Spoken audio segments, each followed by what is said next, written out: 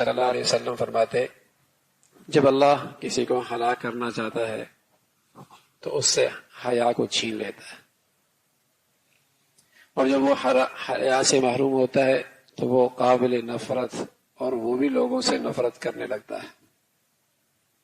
پھر اس کے اندر سے دیانت چھین جاتی ہے، امانت دیانت چھین جاتی ہے، اور جب اس کے اندر دیانت نہیں رہتی تو وہ معروف ہوتا ہے کہ خائن ہے، اور جب وہ خائن بنتا ہے تو اس کے اندر کے خانوں میں کہیں رحم دلی باقی نہیں رہتی، رحم نکل جاتا ہے، اور پھر یہ وہ درجہ ہے کہ اس کے اندر سے، اس کے گلے سے اسلام کا پھندا بھی نکال دیا جاتا ہے، اور ہمیشہ کے لیے یہ اسلام سے بھی محروم ہو جاتا ہے۔ تو ابتدا کہاں سے ہوئی؟ جہاں حیا گئی، جہاں سے حیا گئی۔ حیا کے جانے کے بعد یہ آدمی قابل نفرت بن جاتا ہے، لوگوں سے بھی نفرت کرتا ہے۔ سچ کہہ رہا ہوں، اگر ایک مرد کے دل کے اندر حیا نہ رہے نا تو وہ کبھی اپنی بیوی سے محبت نہیں کرے گا، اس کی اپنی بیوی قابل نفرت بن جائے گی، اور عورت بے حیا بن جائے تو اس کا اپنا شوہر اس کی نظروں میں قابل نفرت بن جائے گا۔ بلکہ آج بڑی جوانیاں جن کے شباب داغدار ہو جائیں اور آنکھیں بے حیا ہو جائیں اور ان کی حیا رخصت ہو جائے تو ان کے دلوں کے اندر ماں باپ کی حیا کا کوئی خانہ نہیں رہتا، ماں باپ کی عزت حرمت کا کوئی خانہ ان کے دل و دماغ میں نہیں رہتا۔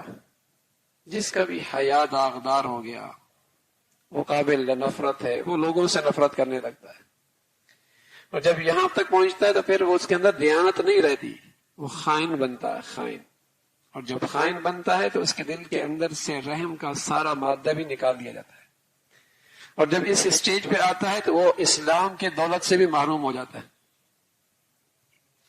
اس لیے میرے نبی فرمایا کرتے تھے، تمام انبیاء علیہ الصلوۃ والسلام کی یہ بات چلی آ رہی ہے، سب کا یہ ایک مشترکہ معقولہ، اذا فاتک الحیا فافعل ما شئت، جب حیا رخصت ہو جائے تو پھر کچھ بھی یہ کر سکتا ہے۔ یہ جو آپ کو معاشرے کے اندر بس اوقات درندگی نظر آتی ہے نا، کہ عورت نے اپنے شوہر کو ذبح کر دیا اور شوہر نے اپنی بیوی کو قتل کر دیا، یا جوان بچے اور بچیاں ماں باپ کے ہاتھوں سے قتل ہو گئی، یہ رحم کیوں نکل گیا؟ اس کے پیچھے وہ بے حیائی کی جراثیم ہے۔ یہ توان کی بنیادوں پر جو قتل ہو رہے ہیں، بوریاں بند لاشیں مل رہی اور انسانی جسموں کے ٹکڑے کیے جا رہے، ندیوں میں پھینکا جا رہا ہے، اس کے پیچھے وہی بے حیائی کی جراثیم ہے۔ جہاں بے حیائی آتی ہے وہاں رحم اٹھ جاتا ہے، درندگی آ جاتی ہے، درندگی، وہ انسان نہیں رہتا، درندہ بن جاتا ہے۔ اس لیے کہ میرا نبی نے کہا ہے، تو جو جو معاشرے کے اندر بے حیائی رواج پائے گی تو درندگی آتی چلی جائے گی، انسانوں کے اندر سے رحم ختم ہو جائے گا۔ آپ دیکھیں کتنا بے رحم ہو گیا آج انسان، کتنا بے رحم ہو گیا، اس لیے کہ اس میڈیا نے اس کی آنکھوں سے حیا چھین لی ہے، اس کے اندر سے حیا رخصت ہو گئی، نہ مرد میں رہی نہ عورت میں نہیں رہی، تو اندر درندگی آئی، رحم نہیں رہے گا، اس لیے کہ جس اندر سے حیا چلی جائے گی وہاں رحم نہیں رہے گا، وہ درندہ بنے گا اندر سے، بے رحم انسان۔ آپ ڈاکٹروں کو دیکھ لیں، انجینئروں کو دیکھ لیں، ہر شعبے زندگی کو دیکھیں، ایسا لگتا ہے درندگی ہے۔ کیوں؟ اندر سے حیا رخصت ہو گئی۔ وہ مریض تڑپ رہا ہے، اسے اپنے پیسوں کی پڑی ہوگی، وہ اپنا پیٹ بھرنے کے لیے ایسے خطرناک راستے بنائے کہ ہزاروں کی جانیں چلی جائیں لیکن اس کا پیٹ بھر جائے، دوسرے زہر کھا لیں لیکن اس کا پیٹ بھر جائے۔ کتنی بے رحمی ہے آج معاشرے کے اندر، رحم رہا ہی نہیں، اس لیے حیا نہیں رہی۔ میرے نبی نے کہا کہ جس دل کے خانے سے حیا رخصت ہو جائے گی وہاں رحم دلی چلی جائے گی، بے رحمی آ جائے گی، درندگی، اس کے اندر وہی بھیڑیا والے عادتیں آ جائیں گی، چیٹ پھاڑنا، اور دوسروں کو جسے کہیں کہ گھروں کو اجاڑنا اور دوسروں کو نقصان دے کر دوسروں کو ہلاکت میں ڈال کے خوش ہونا، درندگی۔ تو میرے نبی نے فرمایا اس کی بنیاد کہاں سے پڑی ہے؟ جب حیا رخصت ہو گئی، حیا رخصت۔ اور بدقسمتی سے جس نئی تہذیب سے آج انسانیت کا واسطہ پڑ رہا ہے وہاں تو حیا ایک عیب ہے،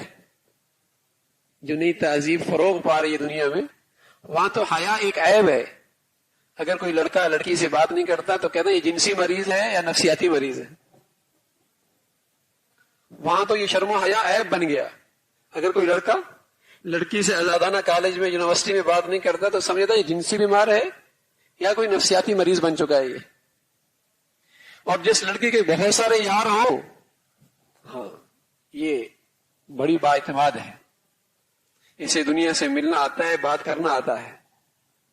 اس کے اندر بڑی صلاحیت ہے۔ اور جو لڑکا جتنا بے حیا ہو، حالات کے تقاضوں سے واقف ہے، یعنی اس سوسائٹی کے اندر تو، اس تہذیب میں تو شرم و حیا عیب بن گیا اور بے حیائی کمال بن گیا، تو پھر وہی ہوگا جو آج میرا منظر معاشرہ دیکھ رہا ہے، جہاں اسکولوں کے اندر بھی اسی بے حیائی کو رواج دیا جائے، کلبوں کے اندر، پارکوں کے اندر بھی اسی کو اویاری دی جائے، اور جہاں مخلوط قسم کے سوئمنگ پول بنا کر اور مخلوط محفلیں جمائی جائیں تو وہاں بے حیائی کو فروغ دیا جائے، تو پھر درندگی معاشرے میں نظر آئے گی۔ پھر باپ کے ہاتھ، بیٹے کے ہاتھ سے باپ ذبح ہوگا، پھر بیٹی کے ہاتھ سے ماں قتل ہوگی، پھر اسکول کالج میں طلباء کے ہاتھوں سے اساتذہ کی پٹائی ہوگی، پھر وہاں رینجر رکھے جائیں گے، رینجرز بلائی جائے گی کہیں کہ بیٹی بھاگ نہ جائے، کوئی بیٹا کسی کی بیٹی کو لے کر نہ چلا جائے، یہ سب کچھ منظر ہوگا جب بے حیائی کو رواج دیا جائے گا۔ نبی علیہ الصلوۃ والسلام فرمایا کرتے تھے، ما كان الفحش في شيء الا شانه وما كان الحیاء في شيء الا زانه۔ فرمایا جہاں بے حیائی آتی ہے وہ چیز عیبدار بن جاتی ہے، چاہے کسی معاشرے میں آ جائے، چاہے کسی گھر میں آ جائے، چاہے کسی سوسائٹی میں آ جائے، چاہے کسی تعلیمی ادارے میں آ جائے، چاہے کسی کی ذات میں یہ بے حیائی آ جائے، وہ عیبدار ہے میرے نبی کی نظر میں، میرے اللہ کی نظر میں وہ عیبدار